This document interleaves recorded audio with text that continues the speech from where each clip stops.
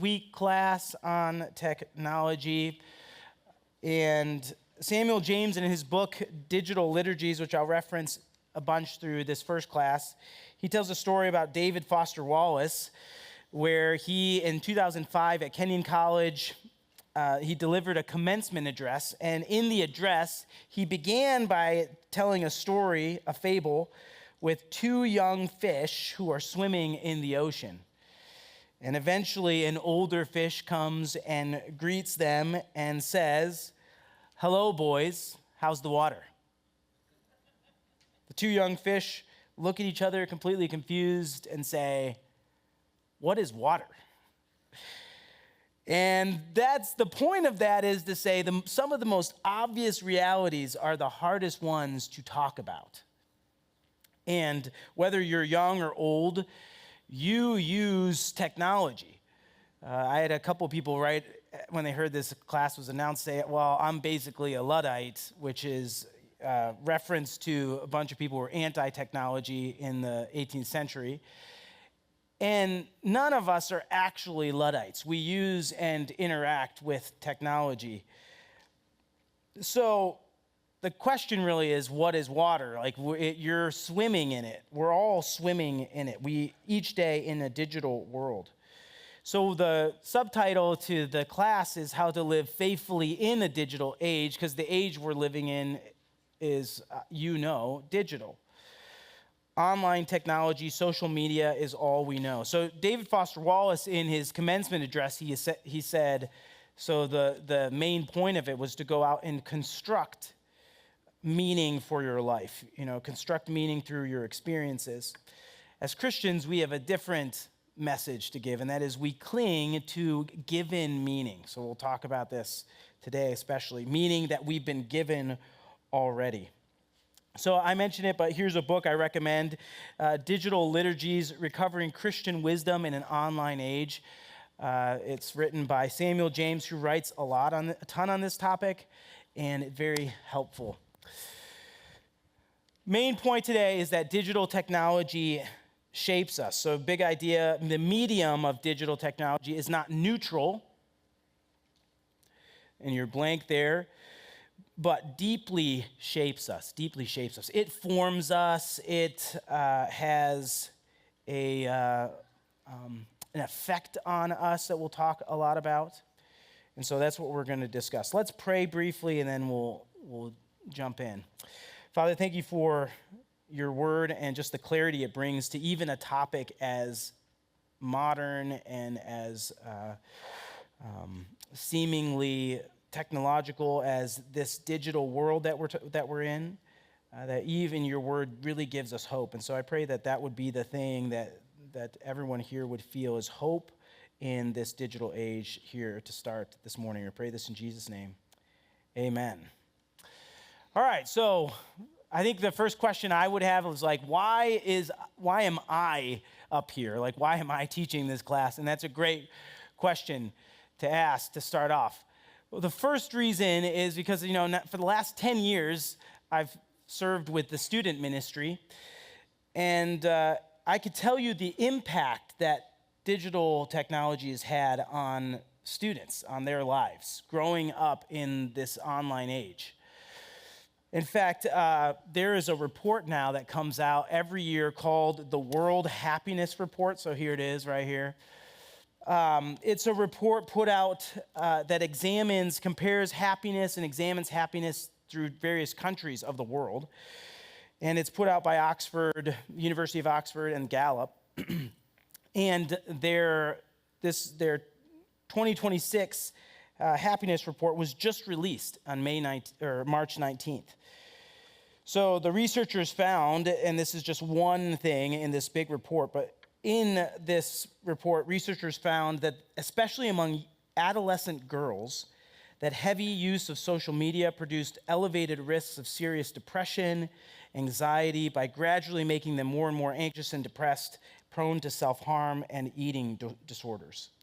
So it's just one example among many. And I think of it in terms of when we're talking about technology, we're really talking about discipleship. Who is discipling your kids? and their access to various things and the medium itself has an effect. And so that's one reason that I'm teaching this class. The other reason is because I grew up in the 90s. And prior to the internet really being something that we had in our household, which means I had Windows 3.1, maybe Windows 95 too. And when we had problems, which for some reason we always had problems, you had to pull out the manual. And you had to actually troubleshoot. So yesterday I was at a wedding. I was actually at 2 weddings. But I was at a wedding yesterday, and the PowerPoint for the slideshow wasn't working. And there was a guy trying to figure it out, and I was hovering like, I'm available to help. And the guy that was there, he had his phone out, and what was he doing? No, not Googling. AI, ChatGPT, here's the problem, how do I figure it out? So I step in there, and I troubleshoot. I just go and I look at what the various go-to transitions, is the transitions right? And it's like, because I grew up in a day where you couldn't just go Google it. And with computers. But yet, I obviously now am part of the digital age too. So it just is a fascinating, I can kind of see the both and for many of you, it's the same way. And then the third reason why is because I am very deeply invested that the church figures out how to do this, because I have 4 kids and I want them to be discipled in these things and aided well. So those are the 3 reasons why I think this is a relevant topic and something I want. The online world, that we'll talk about in just a second, is shaping our kids. All right, Britton. Well, we'll talk about that, but I'm saying why I'm doing it. Yes, that's right. But it is different with kids. So there is an effect it has on kids that's unique, particularly unique. How many of you have read or heard of The Anxious Generation? Anybody? Okay. So another book I would recommend, not a believer, not a Christian book in any sense, but as you read through, you'll say, that's kind of weird. He sounds somewhat Christian at times. But helpful and also eye-opening to the effect that the online world has on particularly adolescent teenagers. Okay, but we have to do some work here at the start of this class to figure out, okay, what do I mean when I say digital tech or digital technology? Like, what are we actually talking about? Because probably for most of us, social media might not be the same. We don't have the same challenges with social media than the younger generation, but some of us might in different ways. But so we just have to say, what are we talking about when we talk about technology? There's a couple, broadly speaking, we're not talking, technology has been around since the beginning of time. It's really what it is when you think about technology, it's latent potential in creation that humans then form, they work with. So, there's lots of different technologies we've had throughout human history. You could probably think of many that have utterly changed the world. So we're not that's the base. So we're on top of that, we're talking about digital technology. So the definition that Samuel James uses in his book, Digital Liturgies, is this, and it's in your notes too as well. Digital technology is the disembodied electronic environment that we enter through connected devices for the purpose of accessing information, relationships, media that are not available to us in the physical format. So a couple things just to notice about that. It's not just screen or screen time. It's the whole ecosystem. It's the platforms, the devices, online spaces. So when I did this with the students, I gave them handouts every class. One was an app, and the other one was a device. And it was basically helping parents, students think through these various apps and devices.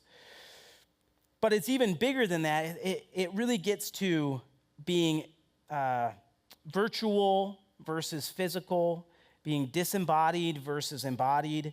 Like, you are not your avatar. And that little image, or if you have somebody who likes to do the texting, little avatar guy, like my kids always like to design some random guy. But so when we talk about digital technology, we're really talking about smartphones, social media, internet culture even, and the values and the assumptions that they promote, which is where we're going to head today. So think tools, systems. All right, any questions about that? Because defining this is kind of important to start out. Or anything I've said up to this point.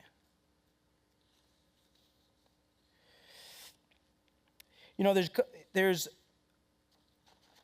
lots of ways to think through technology and lots of different forms. So texting, I think FaceTime or Zoom or something like that. Like how does that play into this discussion? Or obviously this big category of social media, and then there's the big category of AI and all that. So we're kind of lumping this all in together. So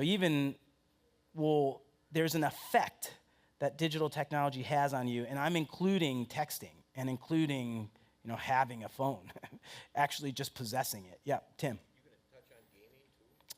Yeah, a little bit. A little bit. More towards the end, but yep.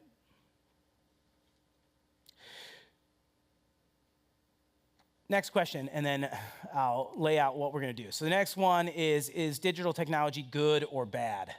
Is it good or bad? So you're going to find, I'm probably going to sound negative throughout, but my point is actually talking about that it's really neither good or bad. A lot of authors will say something like it's the humans are the problem. We're the ones that are sinners. I actually think it's probably even more nuanced than that. When it comes to digital technology, my contention is that we need to realize it's not good, it's not bad, but it's not neutral. So I think there's assumption we can think of if it's not good or bad, then there is a neutral effect that it has on us. And there in your notes, you can see number one, it's good to remember that digital technology has an agenda of its own. The people that produce these apps, the people that produce your devices, they have an agenda. There's a reason they're doing what they're doing. So it really talking about technology actually enters into the worldview conversation. So there's a lot of overlaps actually with Shane's class and my class. One example that a lot of authors use, and how many of you have read Amusing Ourselves to Death? So this was written in 1985. Neil Postman, oddly relevant and weirdly, it's almost like he's writing today about smartphones. But he uses the example of a clock, and then Kelly Kapic in his book, You're Only Human, uses the example of a clock. And this is is a clock good or bad? Is it good or bad? Is it neutral? And my contention is no. So the example Kelly Kapic uses is he says the clock has a huge a huge effect on the West, and it's changed culture. It changed how people think about the world, especially in the West. Now I think about this often. Being on time in America, at least here, becomes a moral thing. Like it's a moral thing for you to be on time to something. So the clock makes that possible. Like if you know what time it is, then you can be on time to it. And it really doesn't follow the normal rhythm. So when the clock is introduced, clock time becomes the primary way you think about the world. It means it really makes something negative, and time becomes something you can manage, time management, right? That's not a biblical idea. Efficiency becomes the driving reality with your world. So that's just one way that the clock has shaped us. And the point is, it's not neutral. And that's definitely true of digital technology. All right. We could think of other examples of this a little bit more. Oh, there's clock in Kelly Kapic's book. Big examples in our lifetime would be obviously the internet. Pre-internet, post-internet life is a different life. It has had an effect on culture and on the world. You can think about, obviously, 2007, 2008 with the smartphone, iPhone, that big transition. A lot of sociology, you can see the charts all change in 2010, 2011 when it comes to young people. And one of the reasons is the introduction of the smartphone. And then, I don't know how many of you have watched The Social Dilemma on Netflix. So the rise of the like button and the effect it's had on millions of people. And he talks through that in social media and approval and that kind of thing. So those three are just examples of how, whether good or bad, we can debate that, but for sure not neutral. Like it has real life effects. I'll talk about this story, but Tony Reinke talks about how we can mediate our lives through our phone. So my daughter, their school has recitations on Friday, and so I sometimes go when she's doing it, but sometimes I'm there when she's not, and the other students are doing it. And it's interesting to see, I know why they're doing it. A lot of times parents are filming it for the other parent. But it's interesting to see a parent's filming the recitation rather than enjoying it. And there's an effect because now you're thinking, if you don't film it, did it actually happen? If you don't post it, did it happen? And you laugh, but I think that there's a sense that you feel today that if you don't have a picture of it, the vacation or whatever it is, it really didn't happen. If you couldn't take your phone and you couldn't show people pictures of it, did you go to the place? Does it even matter? And that's because it has this online world has an effect on you.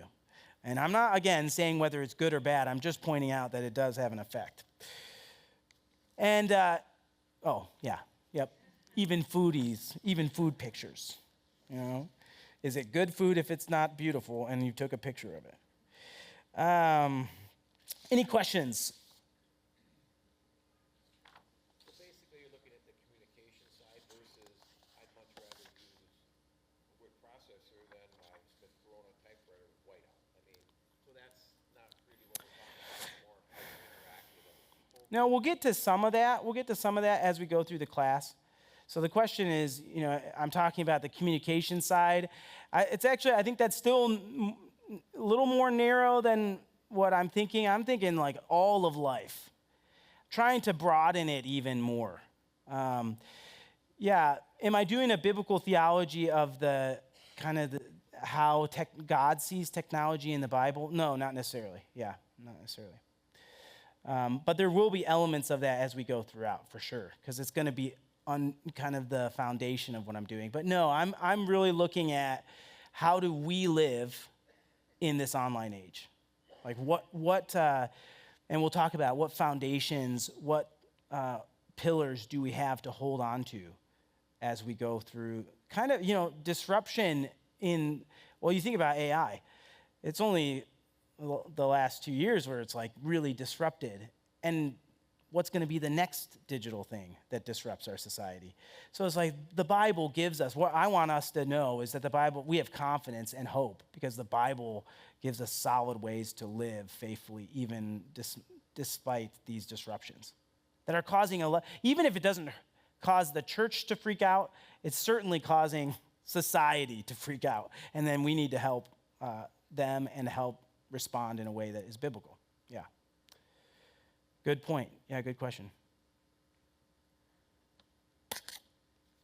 All right, so why do a class like this then? It gets back to the digital world is telling us a story. So I want you to see and to acknowledge that there is a story being told to you even if you own a smartphone. And the question is, what is that story?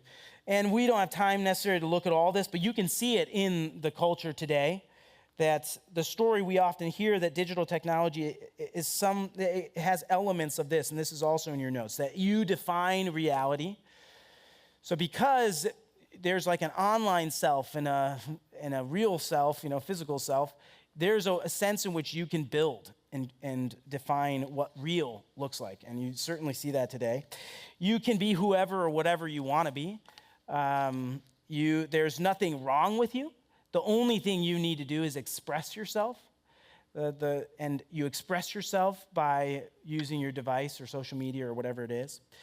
That your true self has nothing to do with your physical body, but rather it's about what you feel, what's inside you, and then what you share, what you choose to share, which puts you in control. You construct the meaning of your life.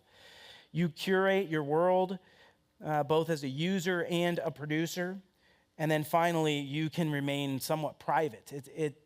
There is elements of your life that you can hide from your parents, from anyone. And it's a whole new world, a whole other world, I should say. A good example of the expression is Snapchats.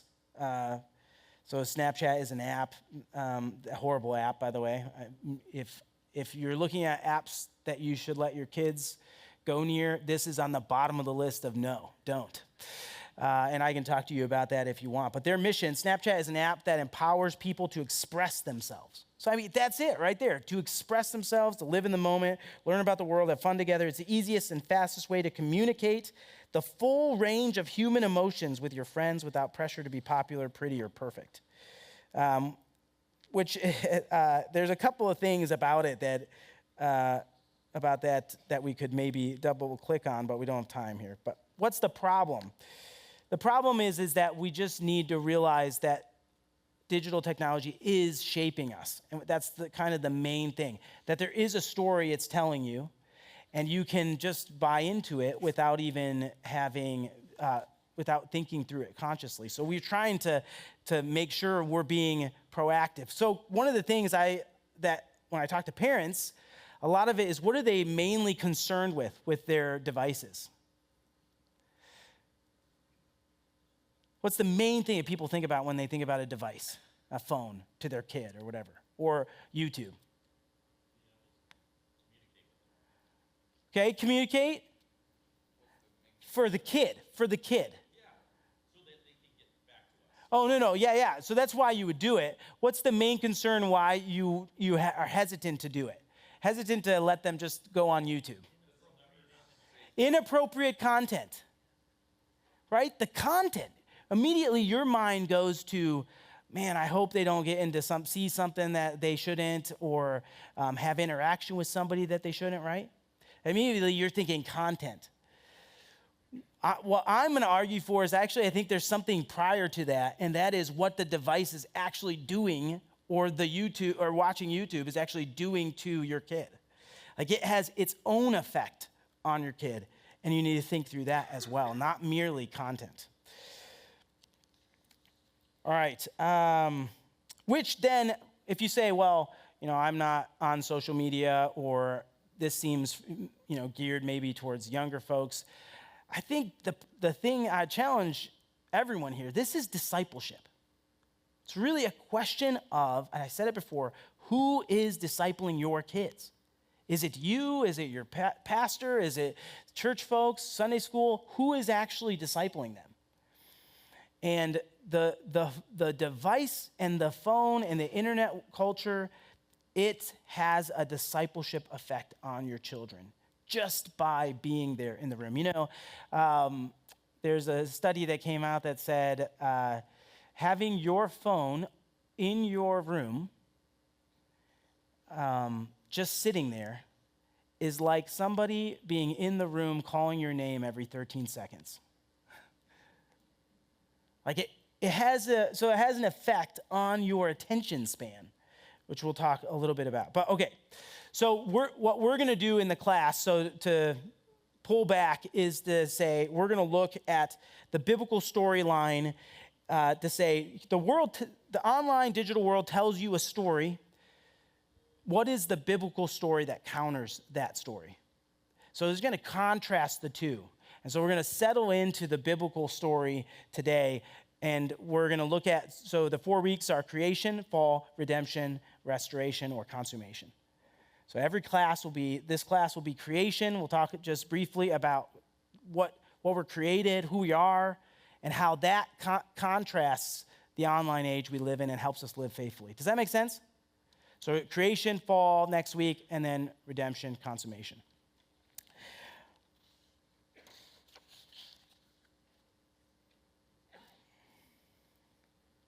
All right, go to your Bibles at Genesis 1.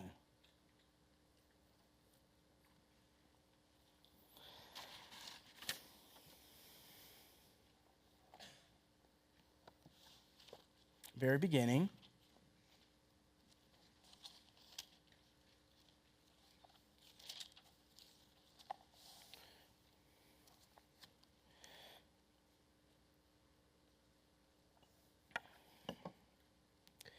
So I'm going to give 5 foundation stones from Genesis 1 and 2.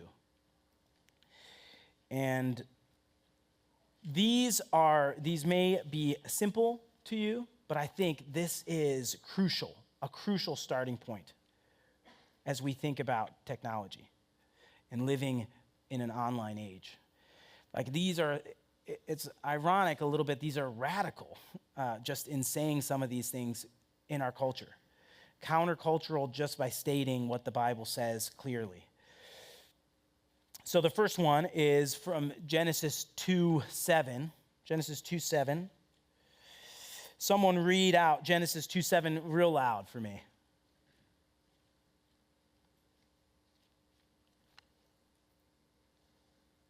Then the Lord God formed the man of dust from the ground and breathed into his nostrils the breath of life, and the man became a living creature.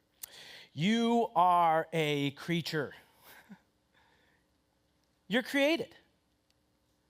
Like on the line of creator, creature, that line, you're below it. There is some design, fundamentally, you are formed, Genesis says. It points to reality that there is a source of life that is not, you didn't come up with it, it didn't evolve, it actually was sourced in God himself who created into his nostrils the breath of life. So I had to, since John Soden's here in our church, and he wrote a commentary on Genesis. I have to read it when I talk about Genesis. So I looked at it. Great quote. I don't know if it's you or the co-author, so I'll say he wrote this. Humankind alone has the very breath of God and reflects the Creator. So you are reflecting something. You're reflecting your Creator. That's fundamentally different than how the world thinks about who they are. It gets directly to the question, so you think of it in terms of AI. We'll do that. The question that has come up in the forefront of our culture is, what does it mean to be human? And I think to answer that question, we have to go to the one who created us. So you are a creature. So that's the first foundation stone. Second one, you are made in God's image. You are made in God's image. So someone read Genesis 1:26 and 27.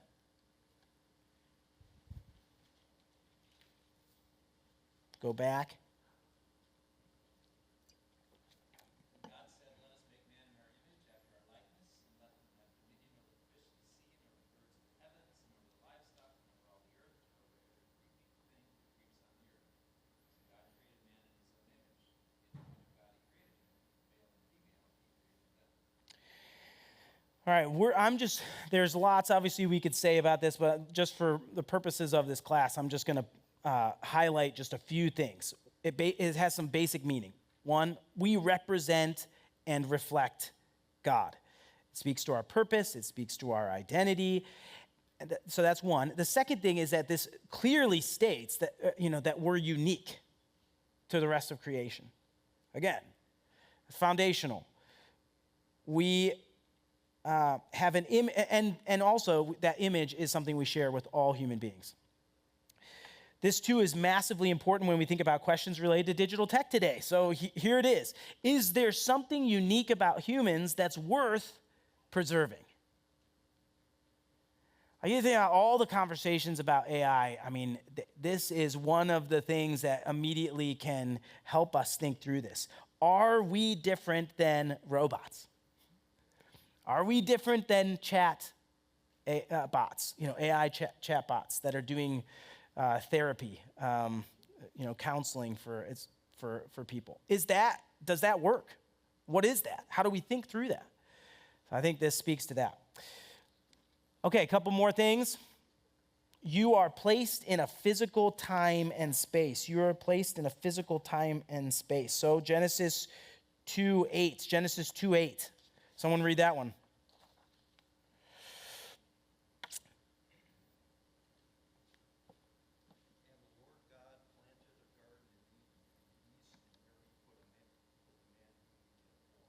Okay. He put the man in the garden. Again, I'm saying there's basic realities here. It's physical.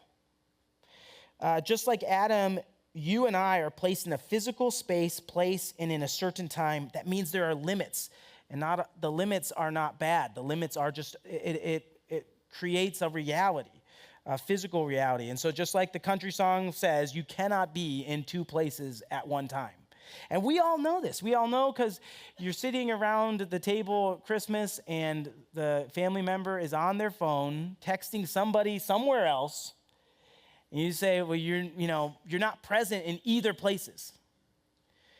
But you are physically here. So why don't you be here, completely and totally? Because regardless, you can't be physically in two places at one time. Okay, and that leads directly to number 4. You have a body and it is good. You have a body and it is good. So Genesis 2:23, the man said, this at last is bone of my bones and flesh of my flesh. She shall be called woman because she was taken out of man. So you got male and female here, and you got the female taken out of the male, the rib of the man. And so there's this connection and there's this physicality to it. And it speaks to the body. And we're going to talk more about value later, but the limits of your body. And again, this is so pivotal as we'll go through all this. So keep this in mind as a foundation stone. The limits of your body, the shape, the contours, the way God made you, it's all a gift. It's not something to be artificially enhanced or ashamed of. And the digital world tells you something different. It says either your body does not matter, not important. What matters is your desires, your inner self, your feelings. That's what's truly you. So Carl Trueman, in his book, The Modern Rise and Triumph of the Modern Self, there you go. He talks about how it's, someone can say they are a woman trapped in a man's body. And now we have to, when I'm talking through this class, I have to make it explicit. We're talking about embodied life. That's a term now.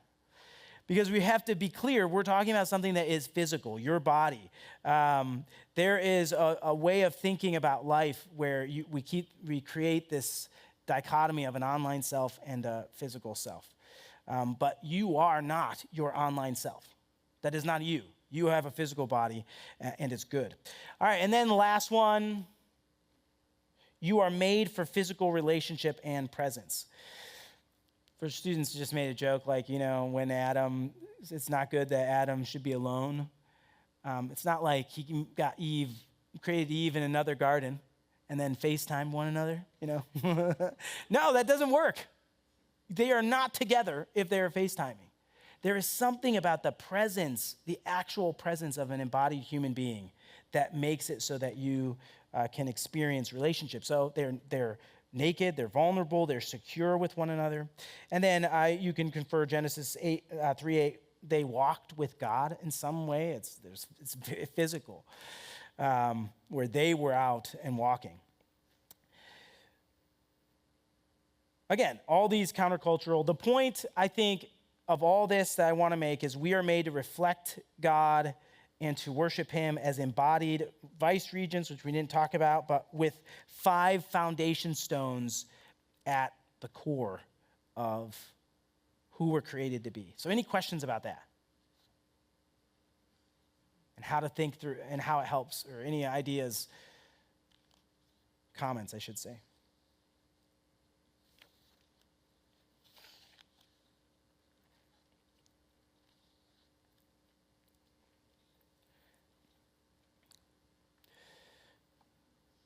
Yeah, go ahead. Would you say that these ideas apply also to just a telephone, one that was plugged into the wall and had a twirling cord? So the question is, yeah, like the one I had on the screen when we started, yeah. The question is, does it apply to pre-digital technology, right? Like, yeah, there is overlap. Certainly, and that's why we defined it at the beginning and say like, oh, we're really talking about the online age when in reference to a lot of these things. But yes, of course, there is some overlap to whether or not talking on the phone is the same as talking to somebody in person. And we would all say, no, it's not the same. Spatial expressions, there's tons that go into it. It's not the same. It has, and that just gets to the main point of our class today, and that is that technology, period, but digital technology, it shapes you. It has an effect. It forms you. It changes the way in which it isn't neutral. It does have an effect on you. Yeah. Go ahead, follow up. Okay, so do you think that maybe like there is a difference in FaceTime and a telephone conversation in that you're kind of told that FaceTime is almost the same? Yeah, yeah. It's marketed like that, like telephones were never marketed as being the same. Yeah, that's right. Yeah, there is. I mean, isn't that what the live stream church thing is? Right? People think live stream is the same as going to church, and it's not.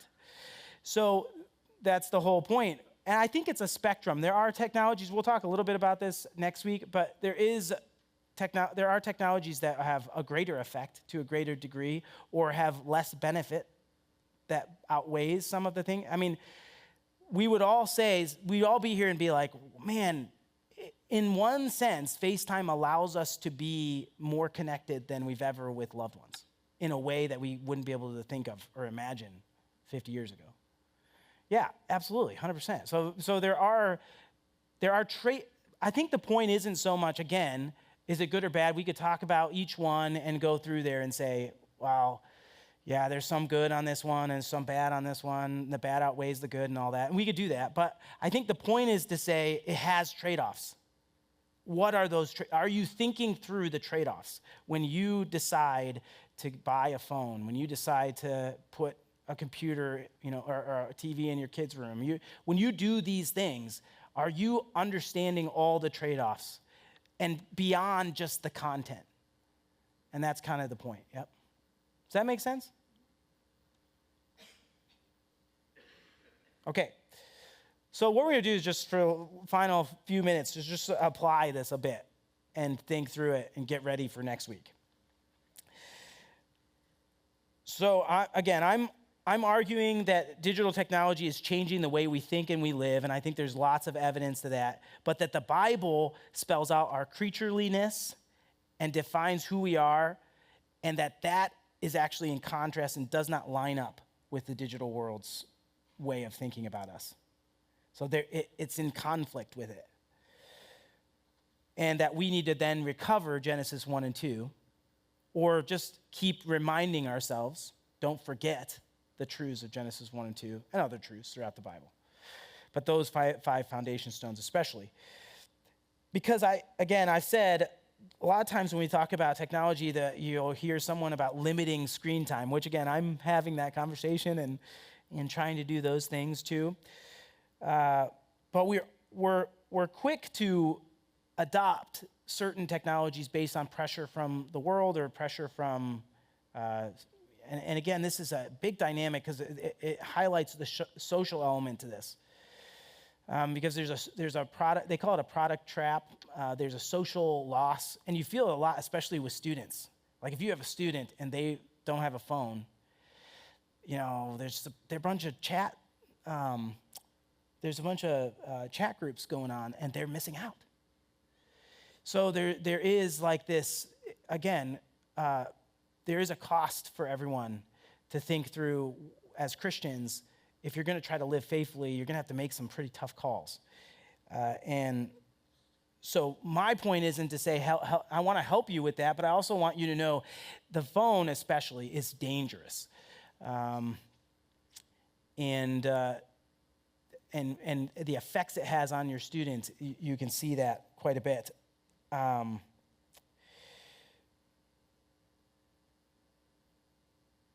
So I think there's a subtle danger in the technology is a couple things with students. So I'm going to go to just apply it a little bit as parents. So to think through it, there's an effect it has on the world is dangerous. Like, and we understand that and this is kind of Jonathan Haidt, his ideas. But where the world is dangerous, and we kind of understand that in a physical sense, where you can go and you can experience danger, but you're there as a parent to help. Sometimes you give a phone to a kid, they're going out into the dangerous world. Like, it's, the example is given of dropping them off on Mars and being like, hey, see ya, have fun, survive. That's kind of the good analogy for what it's like to just give a kid a phone. Because they're suddenly opened up to this world that you're really not a part of. And they're not able to necessarily to handle it. And so the effect, that has an effect on who they are and how you parent and think about them. And so all the point to say that is we need to think about how the effect that it's having on us as individuals, kids in the church. And again, that's not original with me. I mean, this goes back to Neil Postman's argument, and that is that embedded in every tool is an ideological bias, a predisposition to construct the world as one thing rather than another, to value one thing over another, to amplify one sense or skill or attitude more loudly than another. So the famous thing is, and if you ever heard medium is the message, and he takes that and says medium is the metaphor. In other words, medium itself embeds a bias that goes far beyond just the content of the message, and that's kind of the main idea that I'm trying to get through with regards to the dangers. The biblical framework then, it restores some clarity about how technology is changing us. So why I think this is important is because I think it gives us a contrast and something to lean into. So a lot of times I go back to the limiting screen time. A lot of times we think about it negatively. Like you need to stop doing certain things. But the biblical picture gives us what we should be doing, right? And we'll talk in a second, so to think through that. First thing I think about is to ask the question there in your notes, how is digital technology shaping you? So actually say, okay, what things in my life have changed? And am I being aware of them? Just simply aware of how it's changed. So I hate the screen time app on iPhone because you can look up all your statistics, including how many times you picked up your phone on a given day. So, and it's like in the 90s. It's crazy. Some people, it's probably more than that, but it's a lot of times you just pick it up. And what are you doing? You're doing all sorts of things, checking the time, all this stuff, your phone, but it has an effect on you. Yes, Andrew?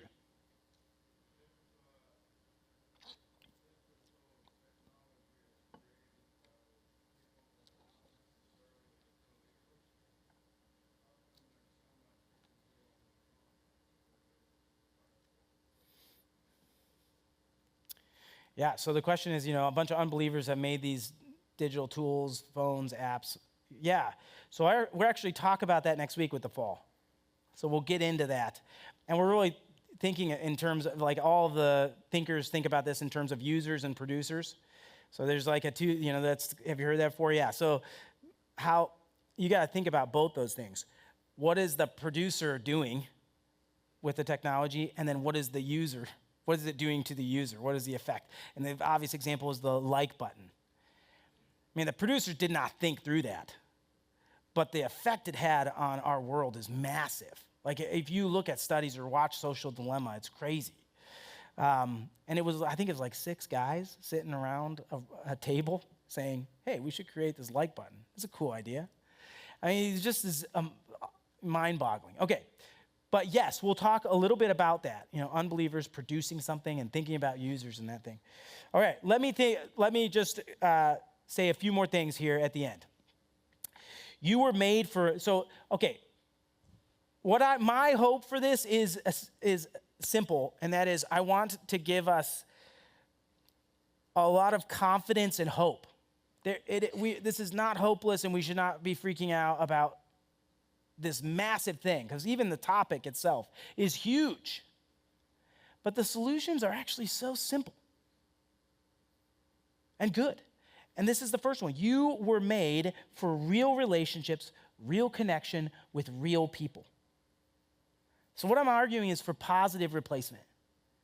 In other words, you can spend time trying to limit your technology. That's great. But maybe focus more on, are you having real relationships with people? Physical, spending time face-to-face, having conversations.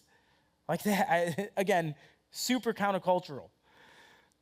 Making sure you're actually experiencing relationships. You know, I did Peter and Morgan's wedding yesterday. When you are not an avatar. When you truly love somebody, they know you, they know all of you. You open up to them, and it's one of the beauties of marriage. Your quirks, your rough edges, your strengths, your weaknesses. They know them all, and they still love you. The online world doesn't work. And so that has a part of just saying, no, you need to get out. The saying is, get out and touch grass. Yeah. And that's what it is. It's going out and saying, you need to go out and get outside. You need to talk to some people, and you have real relationships, because that is the real life, not your online life. Okay. Second one is your body. So this is a big one, I think, with students, but it's probably for adults too, is to just think about you are more than your body, but you're not less. And it's very important with the Bible. We just talked about the resurrection at Easter. That is the importance of the body, but you have in the incarnation. So Jesus took on flesh, which means that Jesus is sinless, so the body is not bad, not sinful. So your body's not dirty, it's not disposable, not something you need to get rid of or pretend doesn't matter. God's way, Jesus is God's way of saying yes to the goodness of your physical creation in your body. So he's not done with it. Your body's going to be renewed. We talked again at Easter about that. So think again, Genesis 1 and 2, God affirms our embodiment. He looks at Adam and says, it is not good that man should be alone. Not that Adam's body is bad, but his aloneness is. And so how does God respond? He, again, doesn't give him a phone. He gives him Eve. And it's bodily presence, real communion, real connection. So again, isn't that simple? I mean, I'm not saying it's easy to do that, but it is a simple solution, and it gives a lot of hope. That sending your kids to Wednesday night youth group is actually very, very healthy and good. And to send them without their phones is a really good, really, really good idea. I can't remember which book it is, but Ben Sass has a book where he talks about their neighborhood. They didn't allow their students to come beyond the front door without turning in their phones. And so it started out where, like, his teenager kid friends, they would come and then they'd leave. Then it was like Friday night, that place was packed. And he was like, what is going on? And he talked to him and said, the pressure of just having a phone on you, they didn't realize it's so fun not to have any of that pressure. No, you don't have to talk to anybody. Everybody's texting you, but you can just say, I was over at the Sasses and they don't allow us to have our phones. And so it's an excuse to get off the device. So it's interesting to see that counter-cultural way of thinking is actually good for them.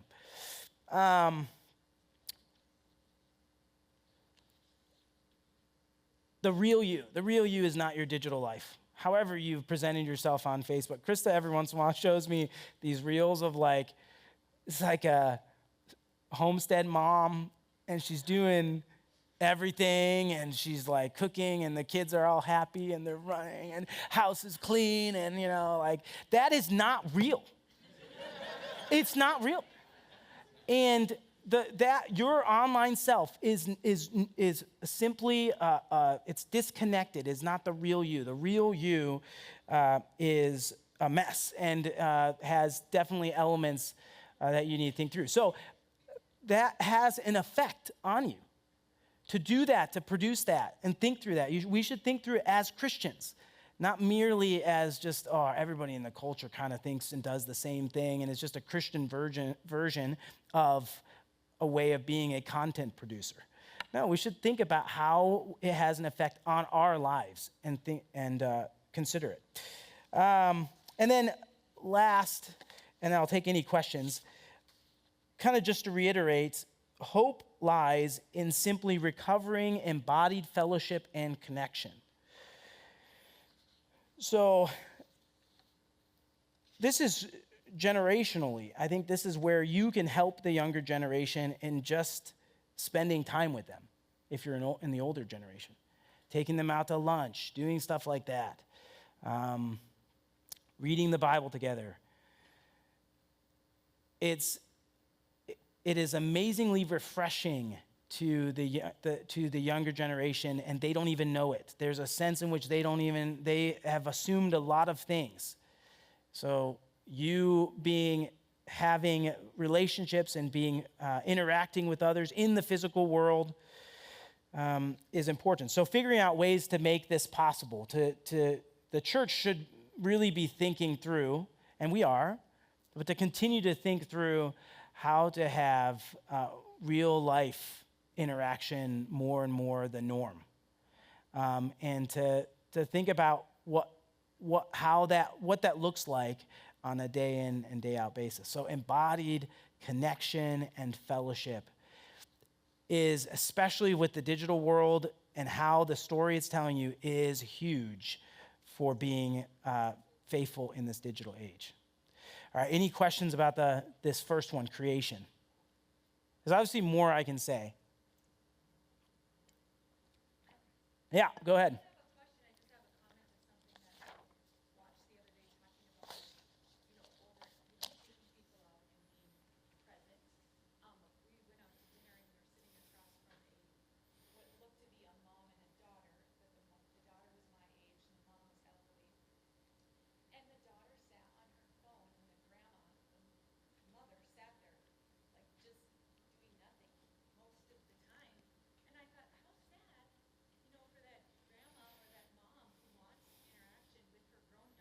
Mm-hmm. But she just sat across from her like she was completing a duty of caring for her, but yet totally unengaged the whole time. And I felt really sad for that grandmother. Mm-hmm. Like, I think so often that's how we live and we don't even realize it. That's right. Yeah, not to necessarily even throw stones at them, it's more of saying that's a good reminder to us of making sure you're present and your attention. Elizabeth Oldfield has a book about, and in there she talks about the attention is a gift. It's a gift you give somebody. So you say to somebody, hey, I'm going to pay attention to you. And I believe people know that because sometimes they will purposely hurt you by not paying attention to you. Thinking through how, again, positively and saying, hey, I want to make sure I eliminate anything. When I'm with somebody, I'm going to try to pay attention to them. Yeah, go ahead.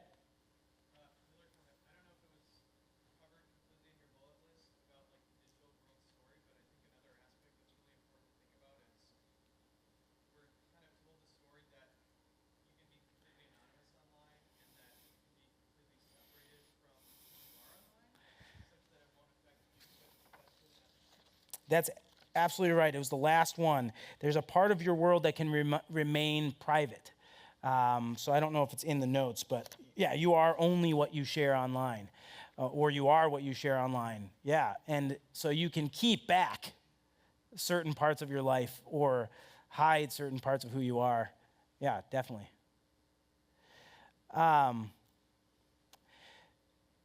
Any other questions, comments? Yeah, go ahead, Will. I think the phone conversation is more naturally geared towards teenagers. It seems a little bit more prevalent. I think something I've been challenged with younger kids is setting a precedent for expectation from a training perspective for them of what to do with free time. So when they look at me and I have free time and I just flip up the phone and scroll through it, it's almost like training them in a way of like, oh, that's what I'm going to do with free time and trying to kind of catch them. Yeah. Yeah, we'll talk about that. Like for parenting, a lot of this is what's caught, not so much even what's taught. Yes, Andrew.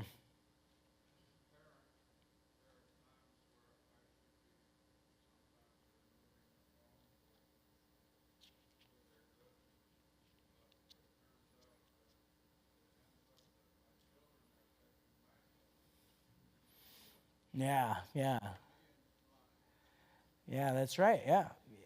That is true. Like are you an example of working through these things well?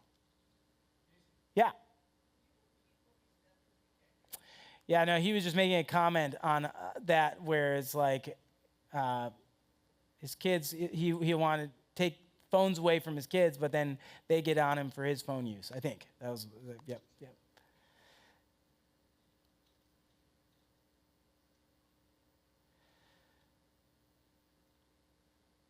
Good. After I did this with the students, they were like, "So, are you anti-technology?" As I was like, "Well, this is creation. This shouldn't be the negative one, because we're going to talk about sin next week." And but actually, this is kind of I think there's an element of what I'm doing is impressing on you the danger that maybe you don't see as well, and I don't see as well. And that is, again, not so much the content of the phone or device, but the medium itself and how it's dangerous. And thinking through that for the next generation especially, but even for ourselves in the church. All right, we'll see you next week with the fall. Yeah. Well, sorry, one more. Key takeaway, embodied fellowship up there, embodied fellowship and connection. What we're about to do. You are living faithfully in your digital age in a few minutes.